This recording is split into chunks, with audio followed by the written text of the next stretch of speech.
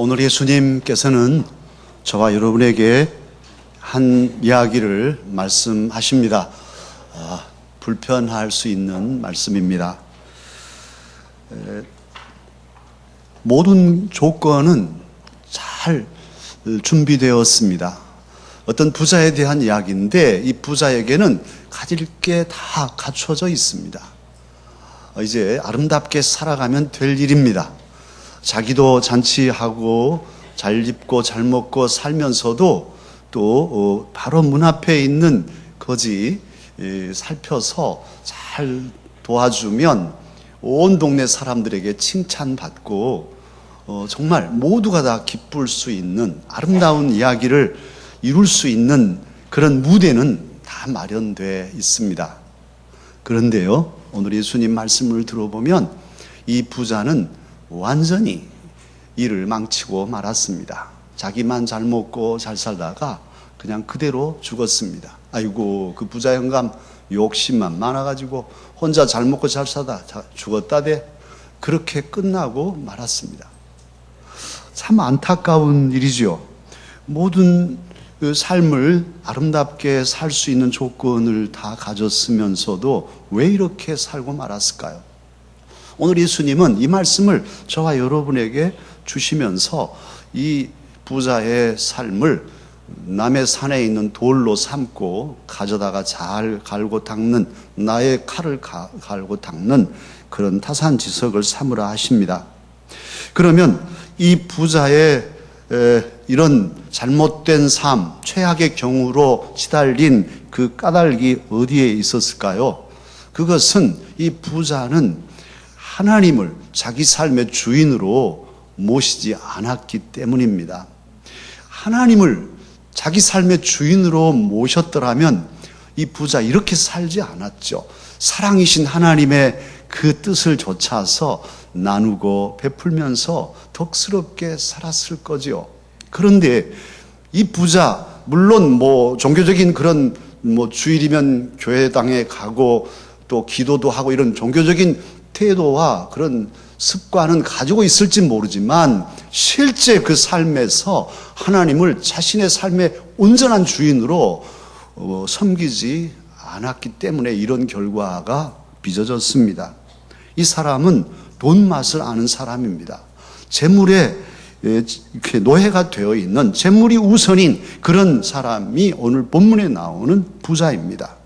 19절을 보면 이 부자는 자색 옷을 입고 고운 베옷을 입고서 매일 날마다 호화로운 잔치를 열었습니다. 그런데 이 부자의 잔치에 하나님은 안 계셨습니다. 이 부자의 잔치에 가난한 자들은 초대되지 않았습니다. 사랑하는 강서 가족 여러분, 재산이 많은 것, 그건 잘못이 아니죠. 그건 복이죠, 사실. 그런데 재산이 많다고 다 부자같이 살지 않아요. 이 부자같이. 재산이 많지만 그의 삶에 하나님을 주인으로 모신 이들은 그 재산을 가지고 정말 값지고 목지게 가치 있는 삶을 살아갑니다. 그런 이들이 많습니다. 한 가지 예를 든다면 빌 게이츠, 참 세계 1, 2등 하는 부자이지 않습니까? 그런데 빌 게이츠는 그 자기의 전 재산을 가지고 게이츠 재단을 만들었습니다. 이 게이츠 재단은 세계 가장 규모가 큰 재단이라고 합니다. 그리고 아주 투명하기도 이름 있는 투명성을 가진 재단이라고 하는데, 이 게이츠 재단에서 뭘 하냐 하면 국제적으로 나라 안팎으로 보건 의료를 확대하는 일을 또 열심히 합니다. 그래서 아프리카의 에이즈 환자라든지 말라리아 환자들을 고치고 그런 병들을 극복해내는 것들을 연구하도록 지원하고, 이런 보건 의료를 국제적으로, 그래서 그 병 때문에 고통당하는 가난한 사람들이 없도록 돕고 있고, 또 가난한 나라들을 도와서 빈곤을 퇴치하려고 애를 쓰고, 뿐만 아니라 공부해야 될 텐데 돈이 없어서 학교 못 가는 그런 학생들을 지원해서 훌륭한 삶을 살도록 도와주고, 또 여러 가지 정보나 이 현대 문명의 이기에 접촉하지 못하는 이들에게 그런 환경을 만들어서 누구든지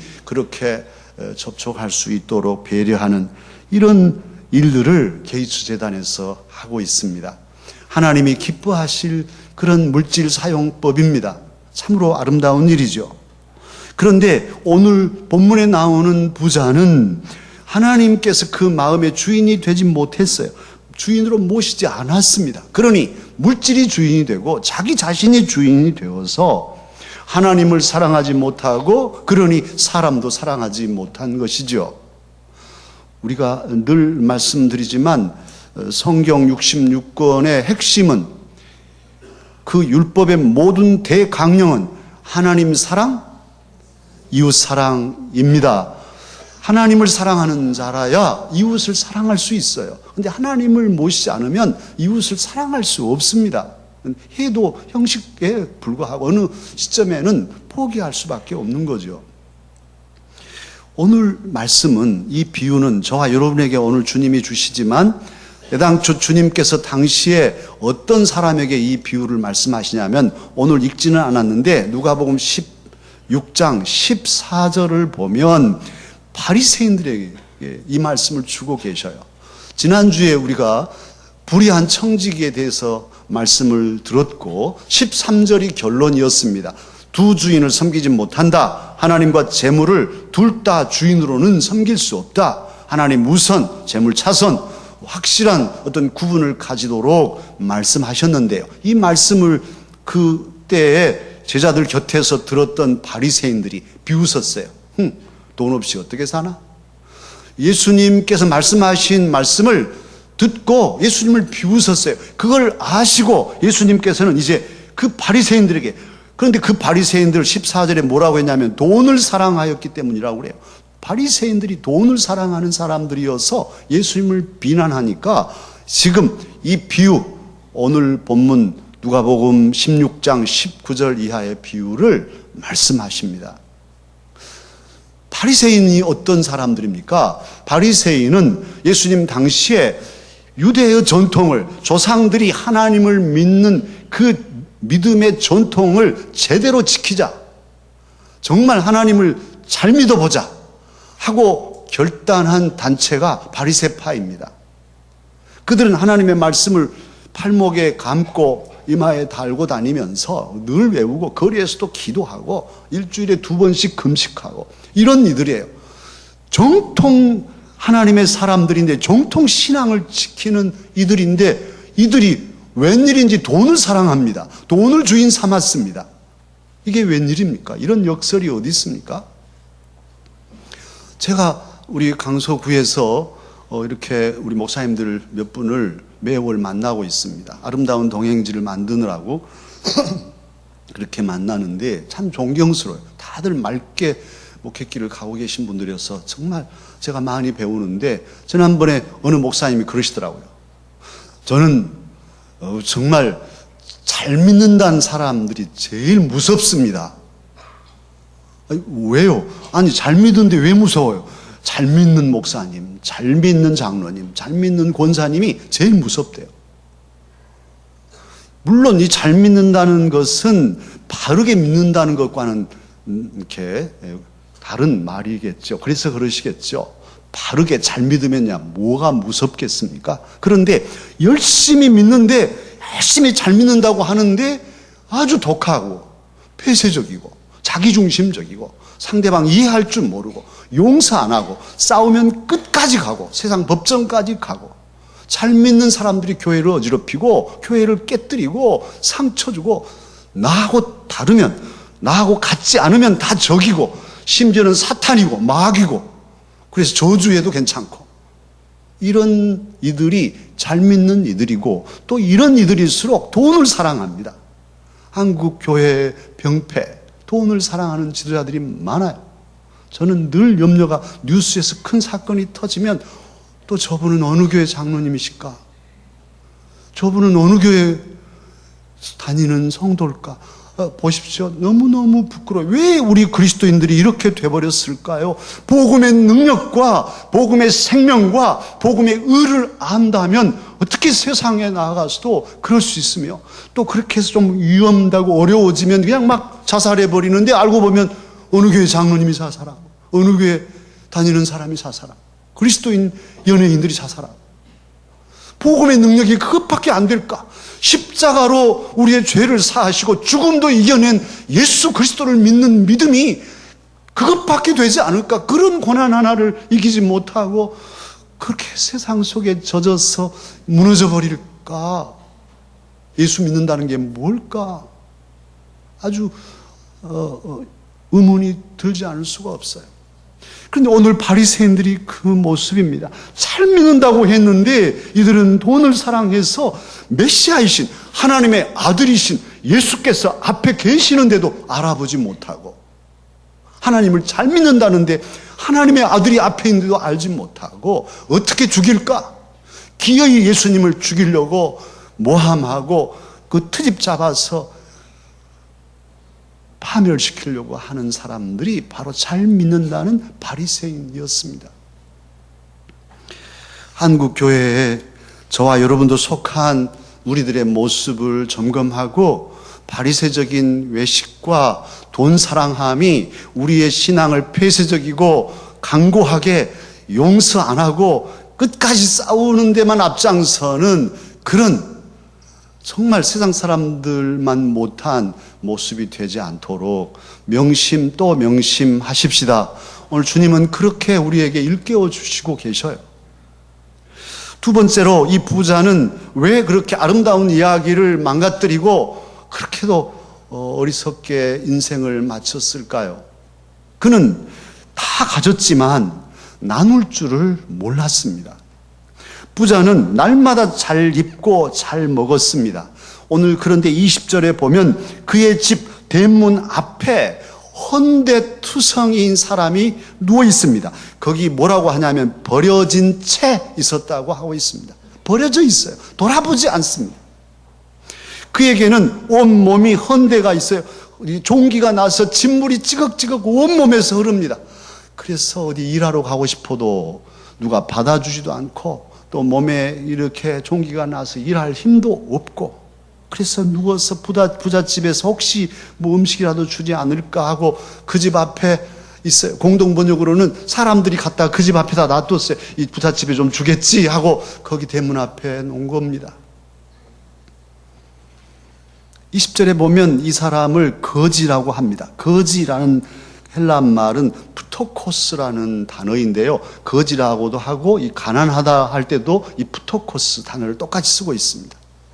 근데 이 푸토코스 가난함은 어떤 가난함이냐면 그래도 뭐 집 한 칸도 없어도 그래도 하루 열심히 일하면 라면이라도 끓여 먹을 수 있는 그런 가난함이 아니고 어떻게 해볼 수 없는 삶이 완전히 거덜나버린 가난함, 그 가난함을 푸토코스라고 합니다. 마태복음 5장 3절에 팔복을 말씀하시면서 첫 번째 팔복으로 심령이 가난한 자는 복이 있나니 천국이 그들의 것이며, 할렐루야. 그때 그 가난한, 심령이 가난하다는 단어가 푸토코스예요. 그러니까 팔복 중에 첫 번째 복은 어떤 거냐면 심령이 거덜나 버린 거예요. 하나님, 저는요 어떻게 해볼 수가 없습니다. 제 인생이 이걸로 끝일까요?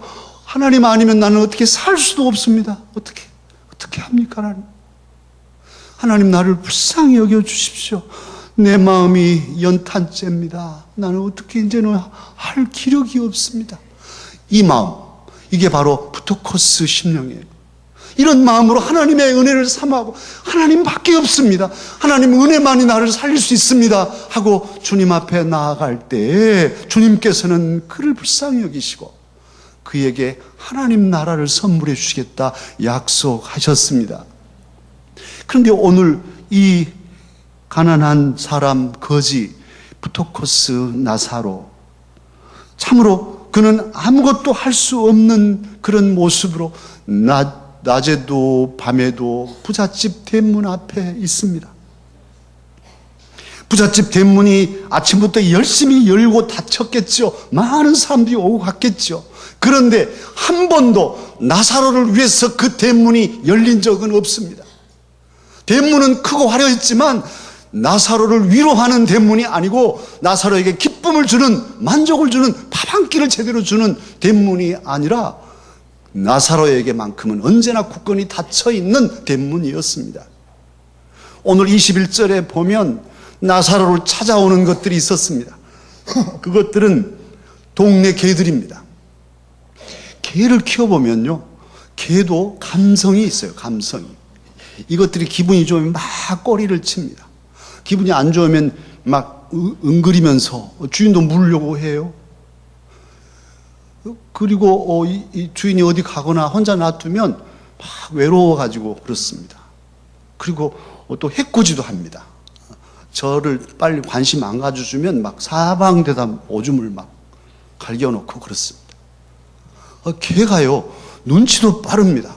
그렇게 하면 꾸지람하면은 또 살살 꼬리 내리고 집으로 싹 가 숨어서 나오지 않습니다. 이 개가 아주 눈치가 빠른 녀석들이에요.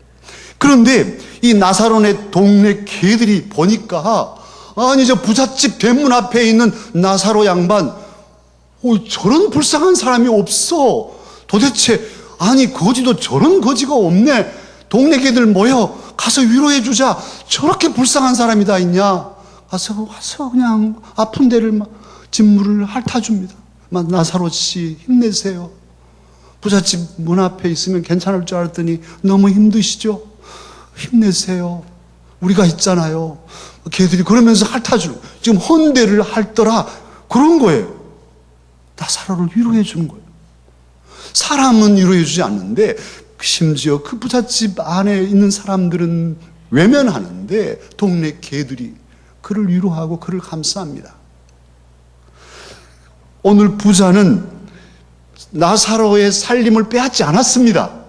나사로가 거지 되게 하지 않았습니다. 나사로에게 상처 준 적도 없습니다. 그런데 부자의 잘못은 무엇일까요? 예수님은 부자의 잘못을 지적하고 있지 않습니까? 그가 뭘 잘못했나요? 내가 뭐 나사로에게 상처를 줬어요. 욕을 했어요. 우리 대문 앞에 그래도 있게 해주는데 그것만 해도 어딘데요? 아무 잘못 없죠. 그러나 예수님은 말씀합니다. 이 부자의 잘못은 이 가난한 이 거지 나사로를 돌보지 않았다. 이 거지의 아픔에 공감하지 않았다. 동정심이 없었다는 것을 지적합니다.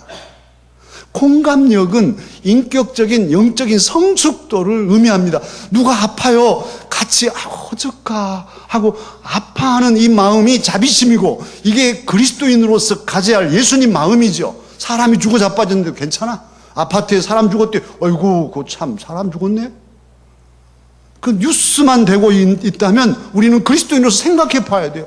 아니, 자식들이 물에 빠져 죽었는데 시끄러워요. 좀 경제가 어려우니까 조용히 하라고. 더 이상 좀 조용히 하라고 그러면 뚝 다물고 헤헤 하고 웃으면 그게 사람일까요? 사람일까요? 자식이 죽었는데. 여러분 자식이 죽었는데 좀 조용히 좀 하십시오. 나라 경제가 어려운데 시끄러워요. 좀 조용히 하고 좀 웃고 살아요. 웃고. 언제까지 울고 살 거예요? 이러면 헤헤 하고 웃어야 될까요? 그게 사람인가요? 또 그렇게 웃으라고 하는 사람이 사람일까요? 우리는 그리스도인입니다. 예수님 마음을 가지고 사는 사람들입니다. 그 사람, 그 예수님 마음의 가장 기본이 동정심인 거예요. 동정. 컴패션 하는 거예요. 같이 아파하는 거. 남의 아픔과 남의 슬픔을 나도 만분이라도 같이 느끼고 어쩌까 도와주지 못해서 기도하고 애잔해하는, 이것이 예수님 마음 아니겠습니까? 오늘 그 집 바로 대문 앞에 헌대를 앓으며 개들도 불쌍히 여기는 나사로가 누워있는데도 부잣집 이 영감님은 아무렇지 않습니다. 한 번도 그를 대접한 적이 없습니다. 뭐 죽든지 말든지 누가 거지되라 했나? 평소에 그러니까 부지런히 살아야지. 거지돼가지고 여기 와서 우리 집만 어지럽히고 냄새만 풍기고 빨리 죽어서 없어졌으면 좋겠어. 이렇지 않았을까요? 이런 독함, 이런 악함, 이건 폭력이고 폭행이죠. 자칫하면 신앙 좋은 저와 여러분에게도 이런 모습을 가질 수 있어요. 사랑은 그러기에 관심이고, 사랑은 공감하는 것이고, 사랑은 배려하는 것이고, 희생하는 것이고, 짐을 지는 것이고, 나누는 것이죠. 사랑하기 때문에 내가 힘들지만, 내 것도 아깝지만은 나누고, 또 짐을 지고, 또 여러 가지 소리 들어가면서도 그 뒷바라지를 하고, 이게 사랑 아니면 할 수 없죠. 오늘 이 부자는 다 가졌지만 사랑의 누림은 누리지 못했습니다. 나누는 기쁨도 그는 맛보지 못했습니다. 이 모든 것을 그는 죽어서야 알게 되었습니다. 오늘 30절에 보면 이제 나사로 좀 집에 보내서, 우리 형제들이 5명이 남아있는데 주 6형제가 다 지옥에 오게 음부에 올까 봐서 염려돼서 제발 나사로 보내가지고 여기 오지 말라고, 그래서 회개하고 좋은 삶을 살라고 전해주시라. 회개란 단어를 음부에 가서야 이 사람은 쓰고 있습니다.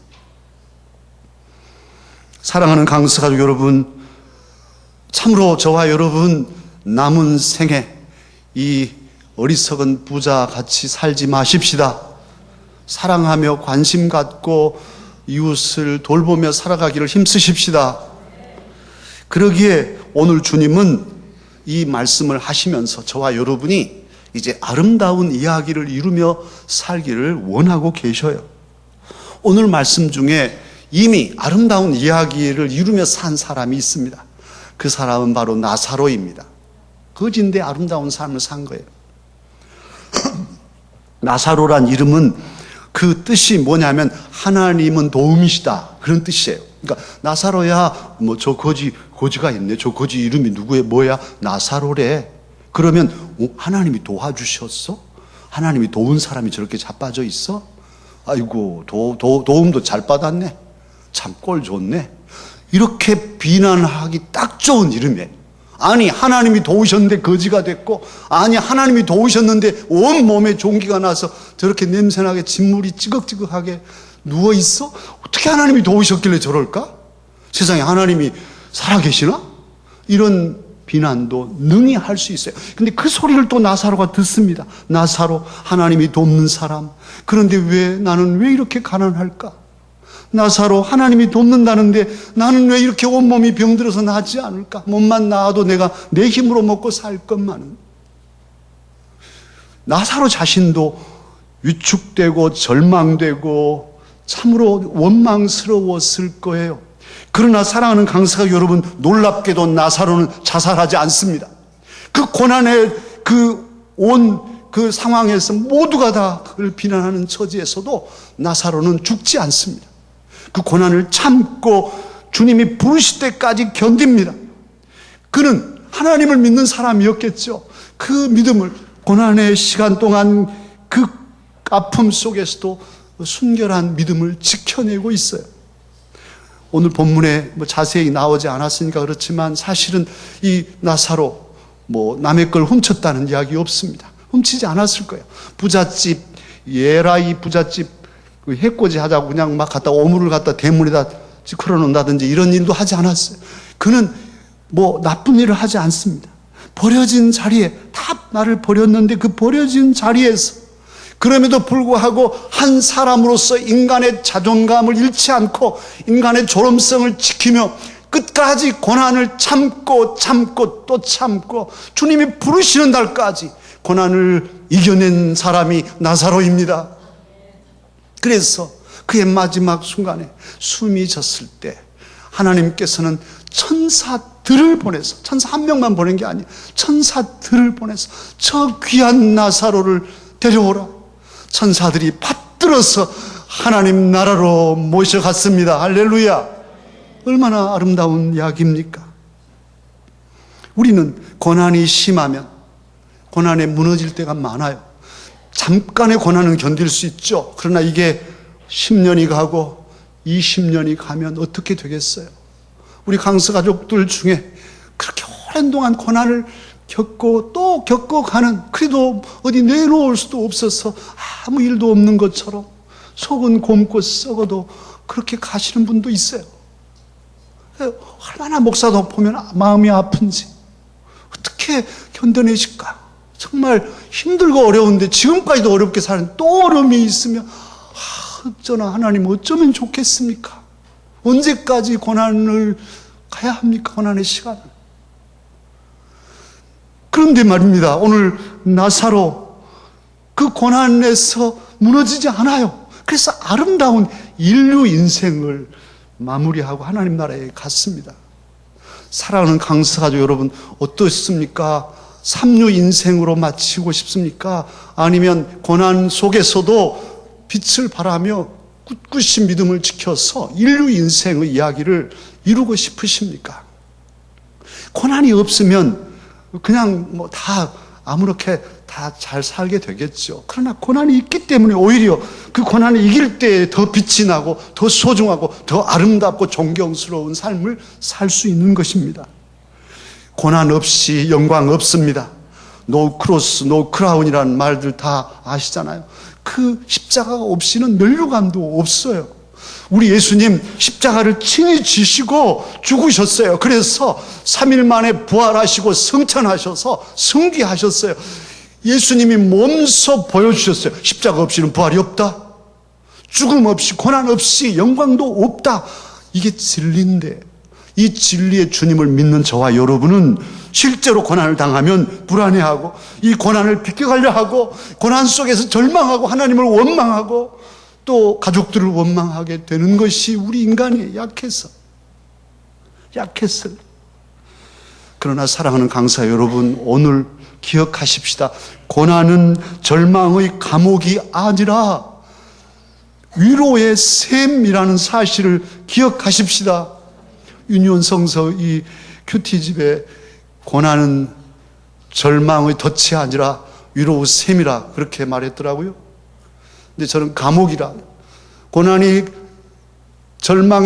절망으로 나를 감싸는 감옥일 수 있는데 감옥으로 생각하지 않고 샘물로 생각하자고요.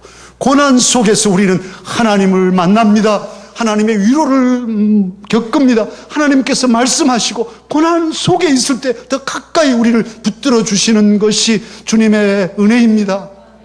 그러기에 고난은 절망의 터널이 아니라 은혜의 문이라 이렇게도 말할 수 있겠습니다. 고난의 터널을 지나고 나면 은혜의 문이 있는데 그 문을 열면 거기 주님이 계시고 우리의 눈물을 씻어주시고, 내 딸아 너의 아픔을 내가 안다. 너의 인생 그 모진 고통의 시간들을 참고 또 참고 또 참고 오냐 내 딸아 고맙다 하시고 안아주시지 않겠어요? 오냐 내 아들아 너의 아픔과 슬픔을 안다 하시고 안아주시지 않겠습니까? 고난이 없어서가 아니라 고난이 있기 때문에 오히려 우리는 은혜의 문을 열 수 있고 위로의 샘물을 마실 수 있습니다. 고난을 모르면 위로의 기쁨도 몰라요. 고난을 모르는 사람은 은혜의 감격도 모릅니다. 배고픔을 모르는 사람, 배고파 보지 않은 사람은 밥 한 그릇의 맛을 제대로 모르는 거예요. 목말라 보지 않은 사람은 물 한 모금의 생수의 소중함을 알지 못해요. 그냥 벌컥벌컥 마시고 냅다 남으면 엎질러 버리지, 물이 얼마나 소중하며 얼마나 귀한 것인가를 몰라요. 목말라 보지 않았으니까. 고난을 당해본 사람은 고난을 정면으로 뚫고 고난의 시간, 슬픔의 시간, 아픔의 시간을 견뎌낸 사람들은 비로소 위로의 기쁨과 하나님의 은혜의 그 감격과 구원의 그 소망이 얼마나 소중한가를 깊이 알게 됩니다. 사랑하는 강서 가족 여러분, 지금 고난 속에 있어도, 지금 아픔 속에 있어도 아직 인생의 끝은 아닙니다. 우리는 아까 우리 찬양대 찬양처럼 영원한 천국이 예비되어 있습니다. 이제 그 세계는 진짜 세계입니다. 여기서 사는 것은 잠깐 시험 보는 것이고, 시험에 합격한 이들은 믿음 안에서 영원한 천국에서 영원히 살게 될 것입니다. 진짜 삶은 거기에 있습니다. 그러니 고난을 잘 참고 끝까지 이기며 승리하십시다. 인류 인생의 이야기를 이루십시다. 그리고 이제 또 하나 아름다운 이야기를 쓸 이유가 있습니다. 오늘 부자는 실패하고 말았는데요. 그래서 부자에게는 기회가 없어졌지만 저와 여러분에게는 아직 기회가 있습니다. 그리고 사실 우리의 삶을 살펴보면 심지어 새방에 계시는 분이라 할지라도 이제 아름다운 이야기를 쓸 수 있는 그런 것들은 대부분 다 갖추어져 있어요. 갖추어져. 문제는 우리 마음이 굳어져 있거나 너무 절망과 또 탄식으로 자기 자신에게 매여 있기 때문이지, 조금만 조정하면 행복할 수 있는, 또 능히 행복을 나눌 수 있는 그런 조건을 다 갖추고 있어요. 그러기에 이제 우리는 실패한 부자가 아니라 다시금 기회를 가졌으니 오늘부터 우리 이제 문 열면 혹시 우리 문 앞에 나사로 혹시 누워있지 않나? 내 주변에 나사로가 누구인가? 살펴서 그들에게 사랑을 나누는 삶을 시작하십시다. 문 밖에만이 아닙니다. 사실 설교를 준비하면서 마음 아픈 마음으로 제가 준비했는데 문 안에도 있어요. 문 안에. 대문 안에 내 가족 중에도 나사로가 있을 수 있어요. 지금 30, 40대, 우리 한국의 30, 40대 남자들이 정신질환을 가장 많이 앓는다는 보도가 엊그저께 있었어요. 정신병원에 가는데 30, 40대 한참 일할 사람들이 스트레스로 횡 가버린 거예요. 어느 날 갑자기. 여러분의 남편들이 통곡을 하고 있고 속으로는 아주 바스라져 가고 있는데 멍하게 아무것도 모르고 룰루랄라 하는 아내가 있을 수 있어요. 여러분의 남편이 나사로일 수 있습니다.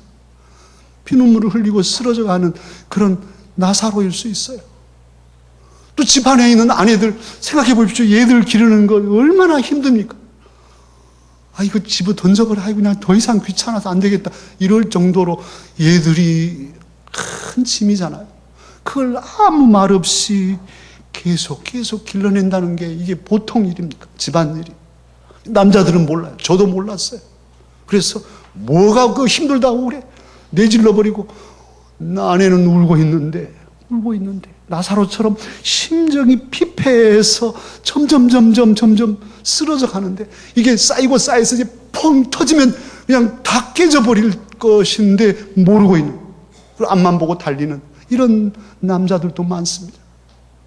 목사이기 때문에 저는 여러분의 가정들을 들여다봅니다. 여러 가정들이 겉으로는 정말 행복하고 다 갖춰져 있고 또 다 남보기도 아무 문제 없을 것 같은데 들어가면 거기에 그런 문제들이 보여요. 근데 서로 몰라. 남편은 아내를 모르고 아내는 남편을 모르고 서로 대화도 없어. 그러니 무슨 마음을 먹는지, 얼마나 아픈지, 얼마나 고통 속에 있는지, 지금 이게 폭발 직전인지 아닌지도 몰라. 그래서 그냥 가는 거예요. 아버지 학교 하라고 해도 뭐 몰라. 괜찮아. 뭐 하자 해도 뭐 몰라요. 너무너무 마음 아픈 일이에요. 자녀들의 모습을 부모님이 모르고 부모님의 아픔과 외로움을 자녀들이 모르고 이번 명절에도 오지도 않고 전화 한 통도 없는 자식들을 그리는 부모님의 마음, 그 마음을 헤아리는 자녀들이 별로 없어요. 그냥 바쁜 거예요. 왜 그렇게 바빠졌을까요? 사랑하는 강스가 여러분, 이제 우리는 아름다운 이야기를 쓰시되 대문 밖에 있는 사람들에게도 물론 쓰지만 대문 안에 있는 우리 가족들부터도 잘 살피십시다. 오늘부터 살피십시다. 그래서 헤아리고 서로 대화하고, 여보, 나는 이러이러한 마음이 있어요. 내 마음에 이런 고통과 이런 공허함과 이런 아주 문제로 내 심장이 바삭거려요. 그렇군요. 당신이 그랬군요. 그런데 여보, 나도 이런 아픔과 슬픔이 있고 이런 고통이 있어요. 서로 대화할 때 이제 해결점이 찾아지고 서로 다독이고 위로하고, 얼마나 아름답습니까? 하나님께서는 저와 여러분이 그런 아름다운 삶을 살기를, 시간 놓치지 않고 잃어버리지 않도록 미리미리 살라고 오늘 간곡하게 부족한 종을 통해서 이 말씀을 전달하게 하고 계셔요. 저도 앞만 보고 달리던 사람이었는데 어느 날 보니까 아내가 집에서 울고 있더라고요. 왜 울어? 그래서 왜 울어? 뭐가 문제인데 왜 울어? 정말 무지랭이같이 앞만 보고 달리던 제가 그때 깨닫고, 내 아내도 시를 쓰고 감성이 있고 예쁜 마음으로 소녀로 살아가던 내 아내였지. 정말 저만 그러지는 않을 거예요. 남자들이 잘못하면 아내는 목석인 줄 알아. 아무 감동도 없고 그냥 몸빼만 있고 뭣도 안 부리고 살림만 하는 사람. 그렇지 않아요. 아름다운 이야기를 쓸 수 있을 때, 아직 시간이 있을 때 명심하고 대문 안으로도 아름다운 이야기를 쓰고 대문 밖으로 펼쳐서 교회 안에서 또 직장에서 세상에서 우리가 그리스도인으로서 사랑과 배려와 관심으로, 동정으로 사랑의 이야기들을 풍성하게 이루며 살아가는 저와 여러분이 되십시다. 기도하겠습니다.